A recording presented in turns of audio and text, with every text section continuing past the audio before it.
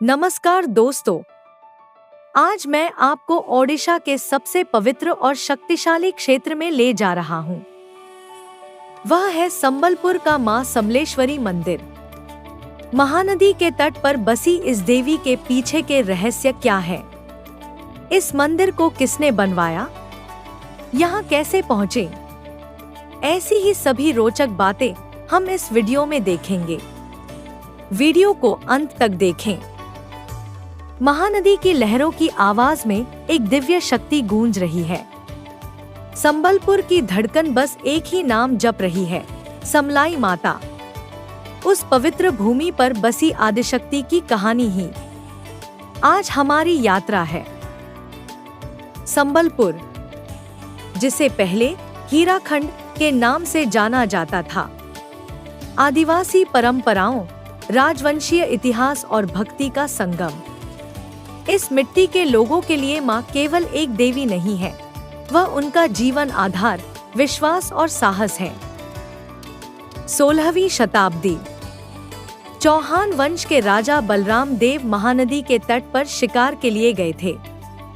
शिकारी कुत्ते एक छोटे खरगोश का पीछा कर रहे थे।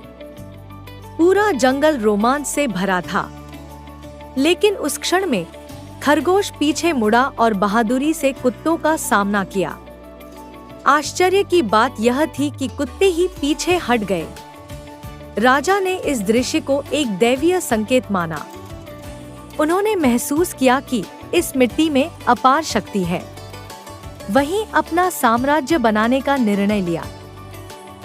उस क्षेत्र का निरीक्षण करते समय एक सेमल के पेड़ के नीचे एक अनोखा पत्थर का स्वरूप दिखाई दिया। राजा ने उस स्वरूप को मातृ देवी मानकर पूजा शुरू की। शामल के पेड़ के नीचे प्रकट हुई देवी पहले समलाई के नाम से जानी गई। समय के साथ वह नाम समलेश्वरी बन गया। राजा बलराम देव ने मां को अपनी कुलदेवी घोषित किया। उन्हें राज्य के रक्षक के रूप में स्थापित किया। युद्ध से पहले और महत्वपूर्ण निर्णयों से पहले राजाओं द्वारा मां का आशीर्वाद लेने की परंपरा बन गई। इस तरह एक स्थानीय देवी राज्य की अधिष्ठात्री शक्ति के रूप में उभरी। यह मंदिर महानदी के किनारे होने के कारण यहाँ का वातावरण बहुत शांत रहता है। मंदिर की वास्तुकला ओडिशा शैली में है, जो भक्तों को आकर्षित करती है। हाल ही में ओडिशा सरकार ने समाले प्रोजेक्ट के तहत इस मंदिर परिसर को बहुत शानदार तरीके से विकसित किया है। रात के समय लाइटिंग में यह मंदिर जगमगाता हुआ दिखाई देता है। हर दिन सुबह सुप्रभात से लेकर रात की दीप आराधना तक मंदिर भक्तों से भरा रहता है। स्थानीय लोगों का विश्वास है कि संकल्प के साथ प्रार्थना करने पर इच्छाएं पूरी होती हैं। संबलपुर के लोगों के हर महत्वपूर्ण अवसर पर मां के दर्शन अनिवार्य हैं। नवरात्रि 9 दिनों तक मंदिर रोशनी से जगमगाता है। हर दिन मां का विशेष श्रृंगार होता है। नुआखाई, नई फसल को सबसे पहले मां को अर्पित करने की परंपरा। यह त्योहार संबलपुर की संस्कृति का प्रतीक है। महानदी और बांध का दृश्य। आज हम दुनिया के सबसे लंबे मिट्टी के बांध हीराकुंड बांध के पास एक अद्भुत जगह देखने जा रहे हैं। हीराकुंड बांध महानदी पर बना यह बांध इंजीनियरिंग का एक चमत्कार है। इसकी कुल लंबाई लगभग 25 किलोमीटर है। यहाँ गांधी मीनार और नेहरू मीनार नाम के 2 वॉच टावर हैं। इनके ऊपर जाने पर एक तरफ अनंत पानी और दूसरी तरफ हरियाली के बीच बांध। वह नजारा देखने के लिए 2 आंखें कम पड़ जाती हैं। गांधी मीनार से जवाहर मीनार तक का रोपवे सफर।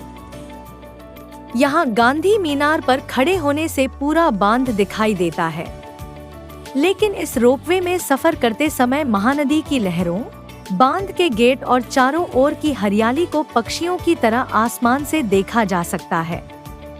यह पर्यटकों के लिए एक रोमांचक अनुभव है। लगभग 500 मीटर लंबा यह रोपवे मार्ग 2 मुख्य टावरों को जोड़ता है।